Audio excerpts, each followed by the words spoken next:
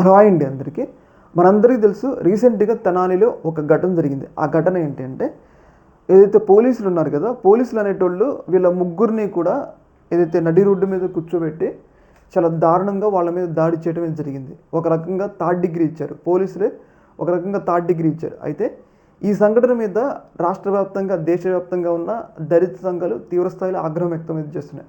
ఎందుకు అంటే వాళ్ళలో ఒక ఇద్దరు దళితులు ఉన్నారు. ఒకళ్ళు వచ్చేసి ముస్లిం ఉన్నారు.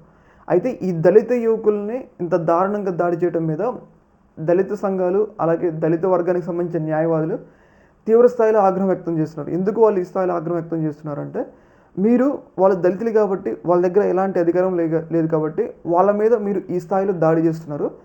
అదే అగ్రవర్ణానికి చెందిన వాళ్ళు కానీ, డబ్బున్న పిల్లలు కానీ, అలాగే రాజకీయ నాయకుల పిల్లలు కానీ వాళ్ళు తప్పు చేస్తే మరి ఇలానే శిక్షిస్తారా మీరు?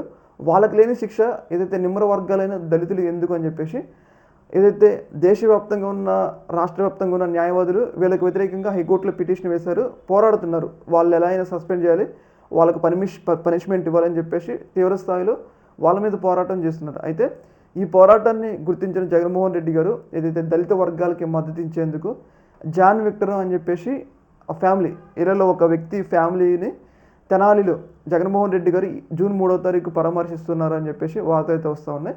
ముఖ్యంగా ఏదైతే దళితుల మీద జరుగుతున్న దాడులకి వ్యతిరేకంగా జాన్ విక్టర్ కుటుంబాన్ని జగన్మోహన్ రెడ్డి గారు పరామర్శిస్తారని చెప్పేసి మనకైతే అర్థమవుతుంది. మరి ఇలాంటి సంఘటనల మీద ప్రభుత్వం ఎలాంటి చర్యలు తీసుకుంటుందో తెలియదు. కానీ ఇప్పటికీ వాళ్ళని సస్పెండ్ చేయాలి. కానీ ఇప్పటికి కూడా సస్పెండ్ చేయలేదంటే ప్రభుత్వం వాళ్ళని వెనకేసుకొస్తుంది కాబట్టి దళిత వర్గాలు తీవ్ర స్థాయిలో తమ ఆగ్రహాన్ని అయితే వ్యక్తం అయితే చేస్తూ ఉన్నారనమాట.